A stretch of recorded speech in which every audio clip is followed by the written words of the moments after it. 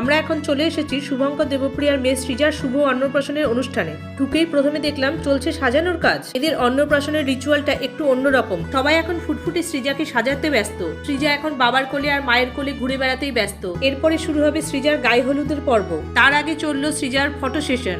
ছবি তোলার জন্য দিচ্ছিল মিষ্টি মিষ্টি পোজ। সৃজাকে দেখতে খুব কিউট লাগছিল। প্রথম দেখলাম অন্নপ্রাশনে গায়ে হলুদ। গায়ে হলুদে সৃজাকে সবাই দুহাত ভরে করলো আশীর্বাদ। এরই মধ্যে সৃজা শুরু করে দিল কান্না। সবাই মিলে চেষ্টা করছিল কান্না থামানোর। তালে তালে সৃজাও নাচতে শুরু করলো।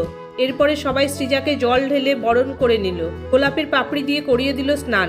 দেখতে চলে আসলাম মাসির বাড়ির তত্ত্ব মেশোর আয়োজনে। শুভঙ্কর দেবপ্রিয়া খুব আন্তরিকতার সঙ্গে আমাদের সারাদিন নিমন্ত্রণ করেছিল, কিন্তু বিশেষ কাজ থাকায় আমরা দুপুরের খাওয়াটাকে স্কিপ করে দিয়েছিলাম। শুরু হলো আশীর্বাদ পর্ব। সেন্টারের কাজ থাকায় মুখে ভাতে শেষ পর্যন্ত না থেকে সৃজাকে আশীর্বাদ করে বেরিয়ে পড়লাম।